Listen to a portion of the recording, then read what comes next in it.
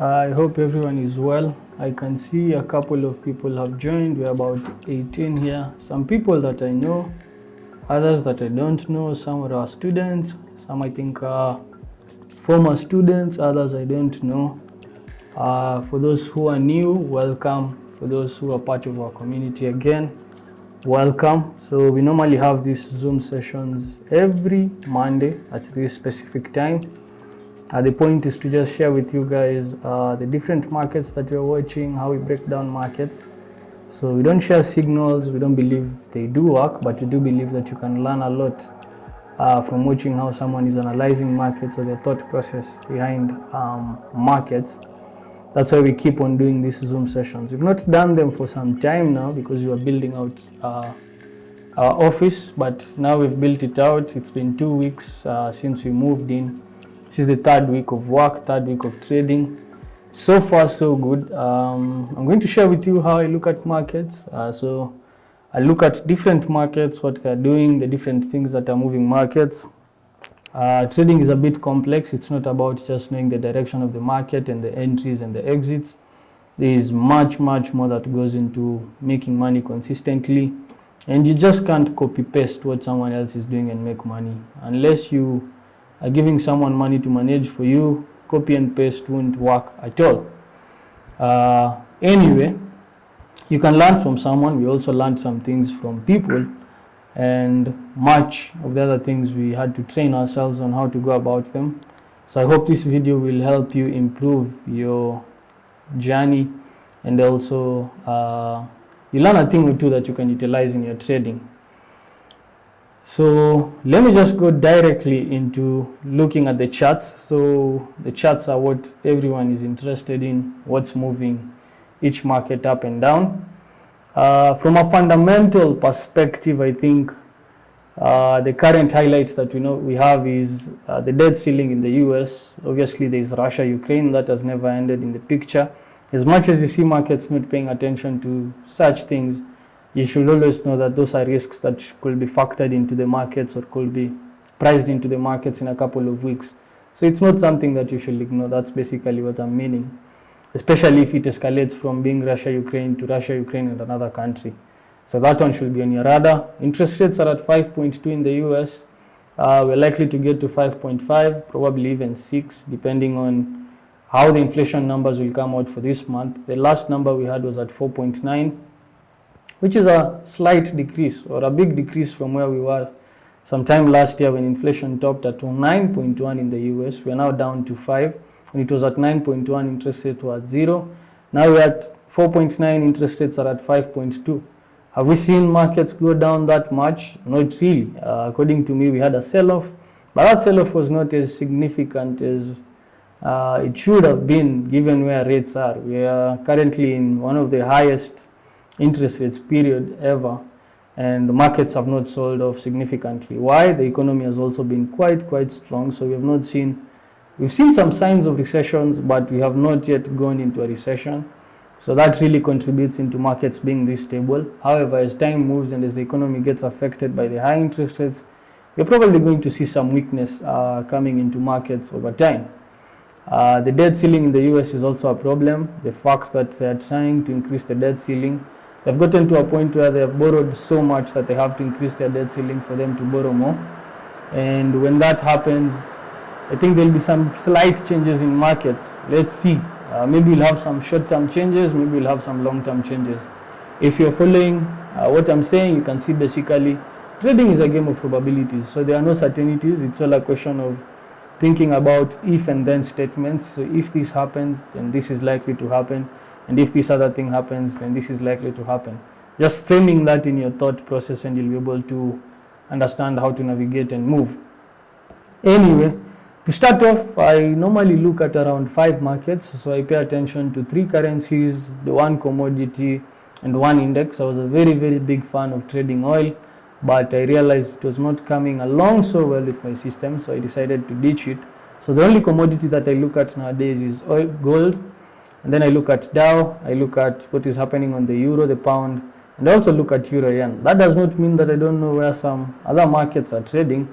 What it basically means is I don't track them on a week-to-week basis, trying to identify opportunities in the market. I just try to identify opportunities across those 5 pairs. That enables me to at least focus. Anyway, diving deep down into the chart work, what is really happening on the markets and what's moving markets down.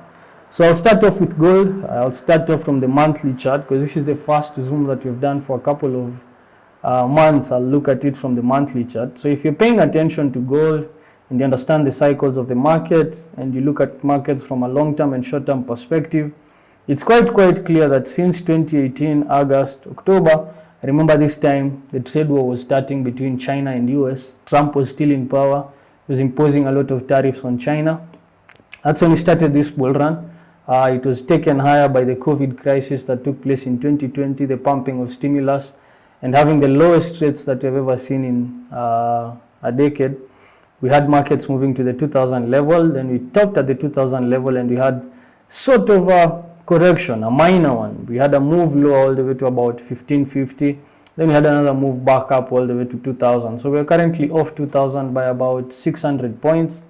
You can see clearly if you look at these markets from a monthly perspective, this looks like a triple top formation. It looks clearly like this market has rejected 2000 3 times, and if these markets continue moving lower, then we're likely to see a move back to fair value 1800 and probably even lower. However, if I go to the weekly chart, there are other points of reference that I have to watch for me to make decisions. And on the weekly chart, you can see clearly we've gotten the first bounce, we've gotten the second bounce, and it looks like we're approaching the third bounce. So where these markets are currently trading, I'm really keen on what will happen at 1925 to 1950 zone.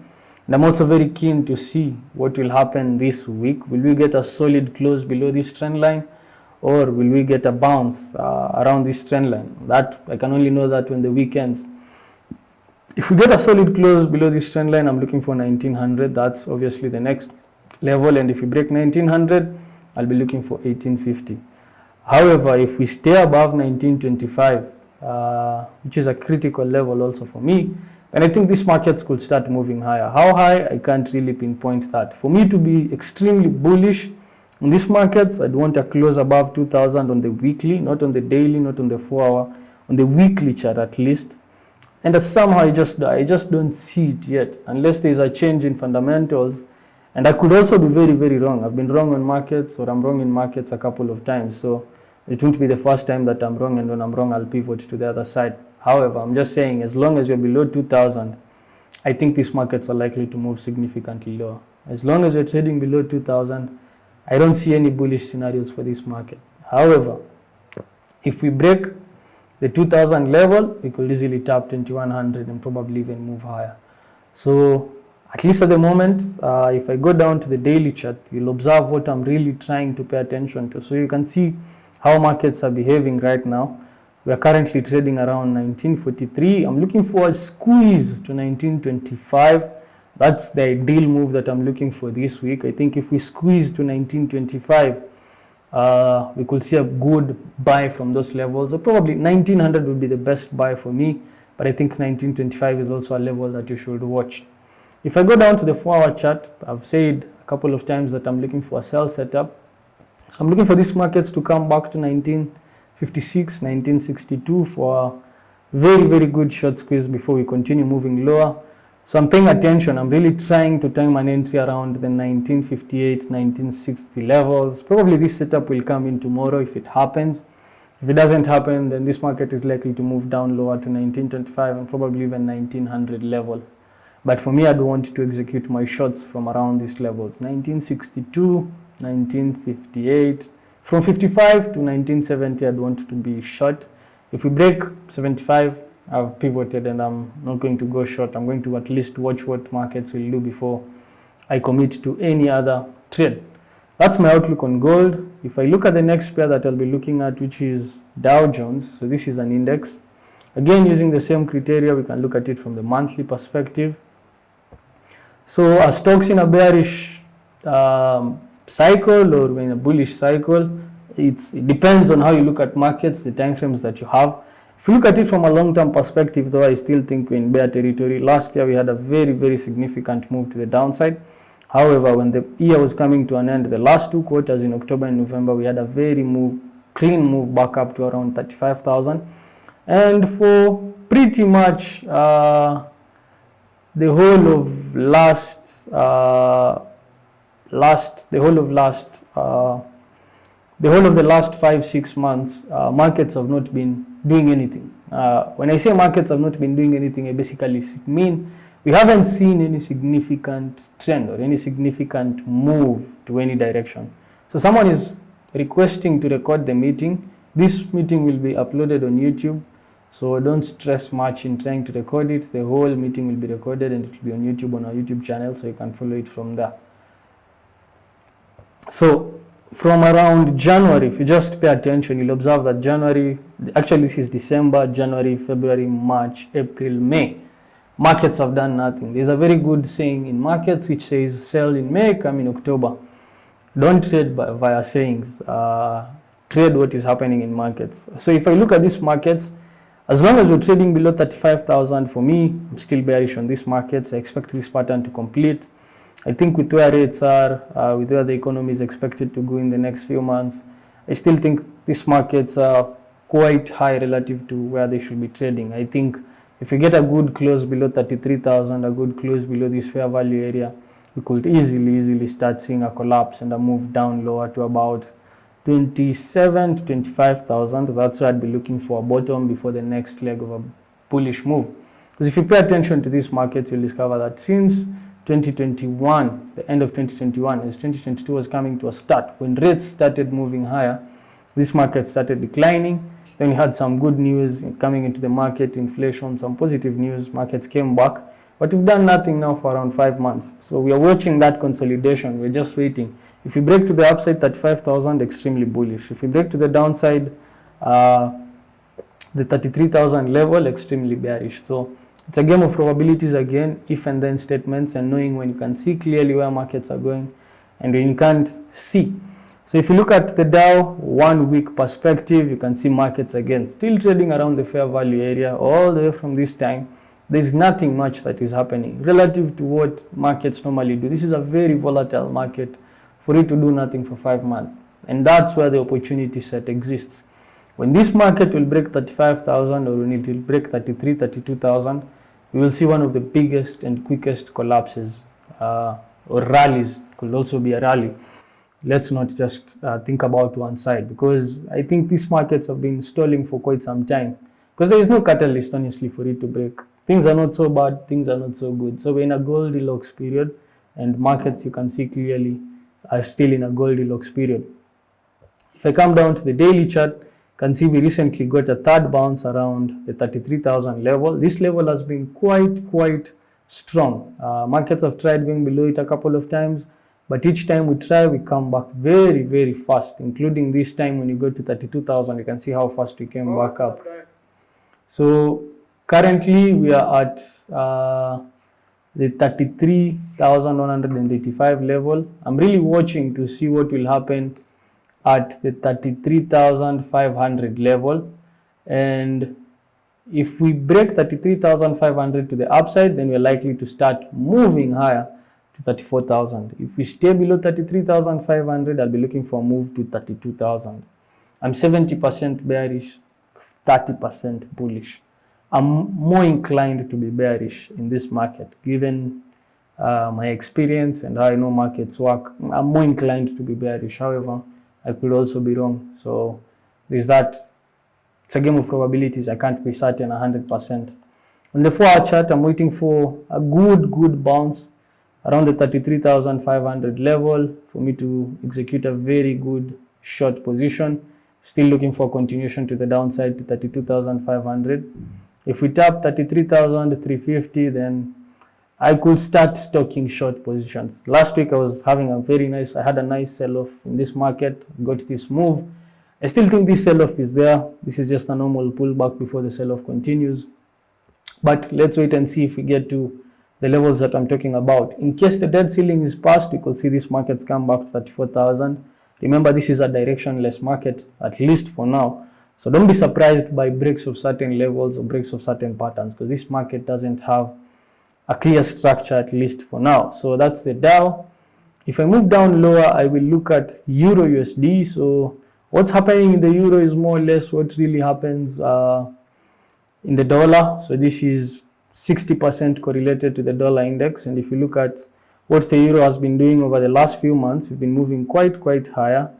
As according to me, the dollar topped long time ago when you go to about 112.5, 115, I think was the highest. So if you look at the euro, that time we tapped the 0.95 level and we've started this move higher. You can see clearly been moving higher. Now the question is how high or how low can we go? If we stay above 1.075, stay above this trend line, we could start moving higher, another cycle of a bullish run. If we break this level, I wouldn't be surprised by a drop to 1.05, which is the next major level. I'm favoring a break to the downside. Actually, let me just redo the process again. So if you look at it from a monthly perspective, you can see quite clearly that the euro had a steep collapse from about 1.225 to about 0.95. That was a loss of about 2,000 points or even more. I think 225 to 125, that would be 1,000, yeah. To 1. Yeah, about 2,500 pips, 3,000. We got to that level and we started moving higher, rejected 1.1, and it started coming back lower. So if these markets still stay above the fair value area, then I think markets will continue moving higher. But if we break the fair value area, I think markets could easily start moving lower.